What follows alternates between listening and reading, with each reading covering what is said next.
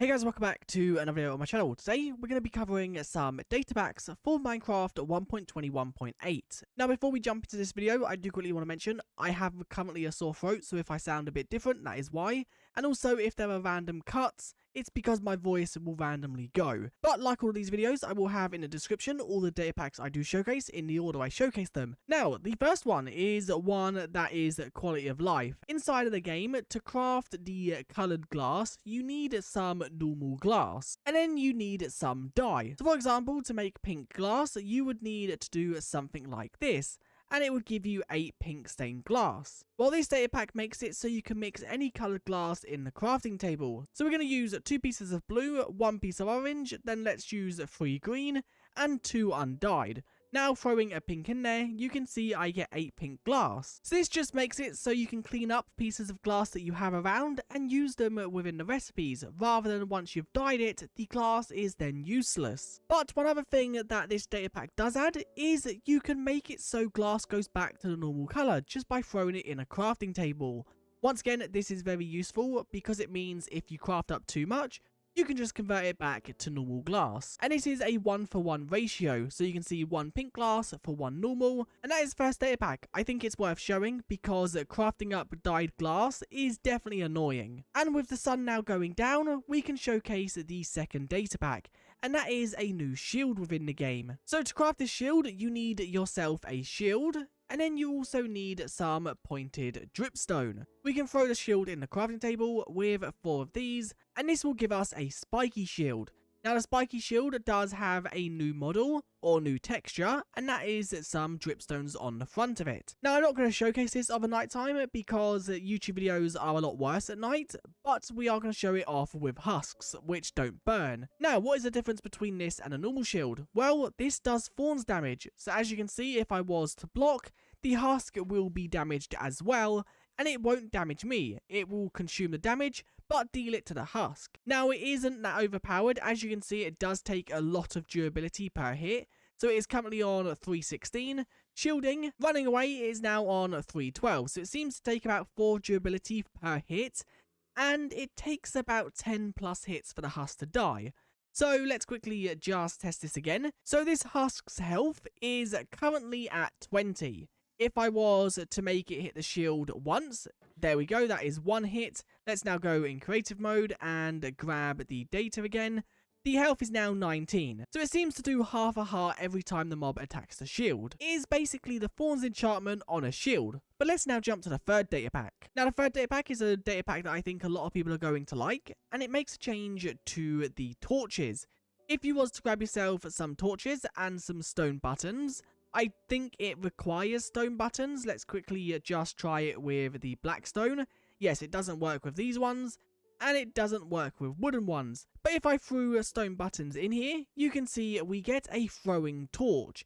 Now the name is a bit misleading because I cannot throw this torch to place it down, but what I can do is place it from a lot further away. If I quickly grab a normal torch, I can only place this up to 4 blocks away from me. As you can see, I cannot place it no further than this. Well, this torch, I can place it up to 50 blocks away. It means that if you are trying to light up a really big area, it makes it so much easier. You can see just from standing in this one spot, I can light up a lot of this mountain without the need to move. Which, this is very overpowered, but I also think it's very useful in survival gameplay. Now I did do some testing, and it is possible to place it around 50 to 51 blocks away from you. So if I was to do this tower right here, I can place the torch at the very end if I quickly just spam. You can see I was standing there, and if I go to the very end, it seems to be around 50 blocks away. Now you can't place the torch in the air, it has to place on a solid block like torches do. You can see if I try to place it like here, it doesn't work, but I can place it on the side of these hills. But it makes lighting up areas and also caves a lot easier, because you can see if I slowly get closer to this mountain, I can now place them from this distance. So now we've lit up a lot of the world, let's cover the 4th data pack. And this one is something that some people probably won't care about, but I think it's worth mentioning. And the reason for this is there is a new command. Now the command is /trigger open game rules. And this brings up a menu to change the game rules within the game without the need to use the command. Now, for this to work, I think you need to have cheats enabled. So I have created a world, and as you can see, I cannot use commands. I can't switch my game mode. If I did /trigger open game rules, okay, I can. But if I change the game rule, let's say we want the sleep percentage to be 1. Let's now save this, click yes.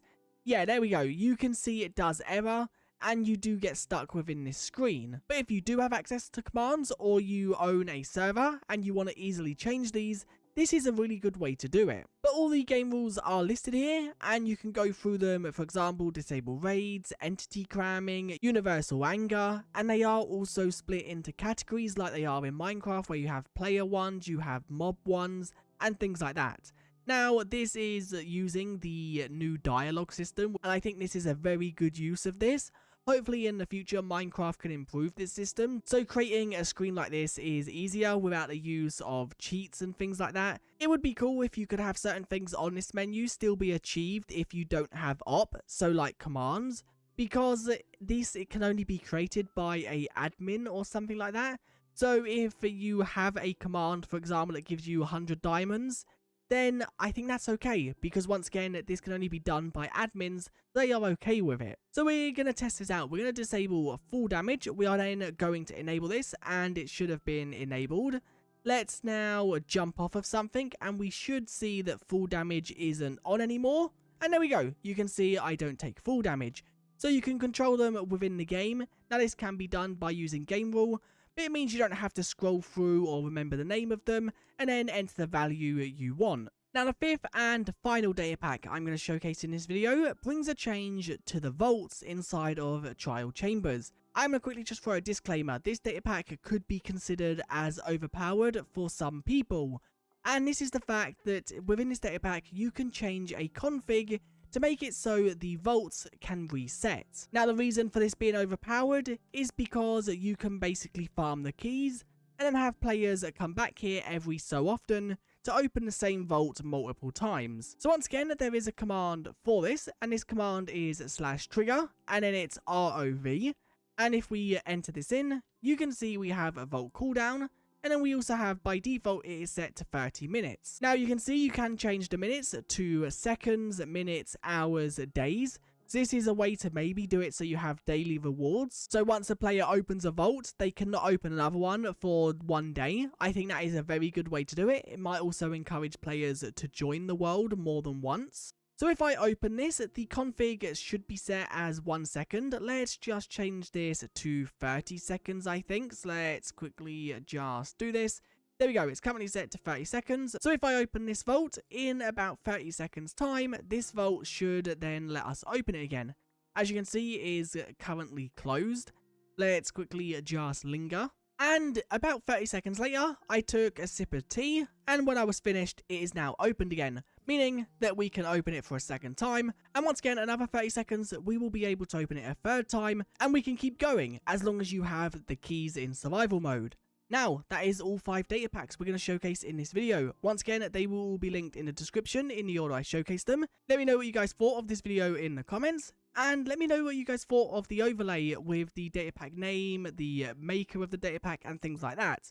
And I guess I'll see you guys in another one very soon. Thanks for watching, and I'll see you guys next time. Bye.